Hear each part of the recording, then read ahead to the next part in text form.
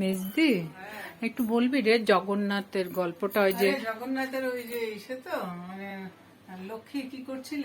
হ্যাঁ আরে জগন্নাথ যখন যায়, হ্যাঁ হ্যাঁ গুন্ডিচাতে যখন যাবে, তখন জগন্নাথ বলছিল লক্ষ্মীকে যে তুমি থাকো, আমি এই যাচ্ছি এই আসছি, মানে 5 দিনের মধ্যে আমি চলে আসবো, বেশি দিন থাকবো না, কয়েকদিনের মধ্যে চলে আসবো। হ্যাঁ আর জগন্নাথ গেছে গুন্ডিচা মন্দিরে গেছে, 2 ভাই বোনদের নিয়ে সবাই 3 জনে গেছে, আর আসার নাম নাই। 2 দিন যায়, 4 দিন যায়, 5 দিনের দিন লক্ষ্মী সব দলবল নিয়ে ও চলে গেছে অ্যাটাক করতে গুন্ডিচা মন্দিরে।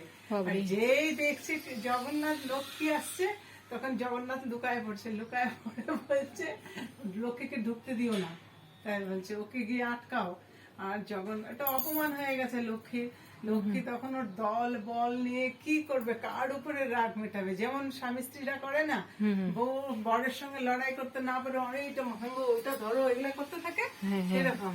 আর লক্ষ্মী করছে জগন্নাথের বলরাম সুভদ্রার কিছু করে না, এই রথটা ও তো ঠিকই আছে, জগন্নাথের রথের এক কোনা ভাঙছে, মানে রাগের ঠেলায়। কে ভাঙছে এটা? কে?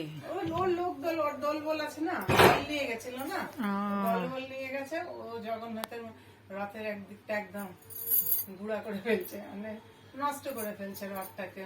আর তখন সুভদ্রা আর বলদেব বলছে না না থাকো, আমরা তো এর মধ্যেই যাচ্ছি, তুমি কেন এগুলা করছো? ও কারোর কথা শোনা নাই, তো ওদের কাপটা করে নাই, ওর নিজের বরেরটাই করছে, জগন্নাথের রথটাই নষ্ট করছে।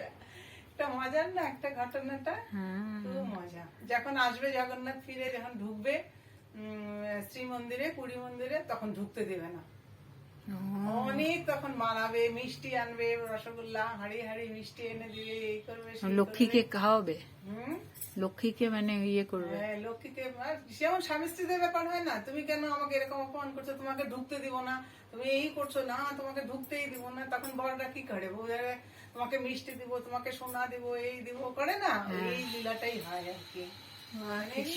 লীলাগুলো বেশ খুশির লীলা, মানে আটটু শুনি এই জিনিসটা একবার শুনবি তো আবার মনে কালকে শুনি, আবার এই জিনিসটা কোনোদিন পুরানো হয় না, যত শুনবি ততই মজা লাগে, ততই হাসি আসে। লোকে কি আমাদের যে সাধারণ সংসারে একদিন শুনবি হাসবি ভালো লাগে, পরের দিন আর ভালো লাগে না, দূর বাসি হয়ে গেছে।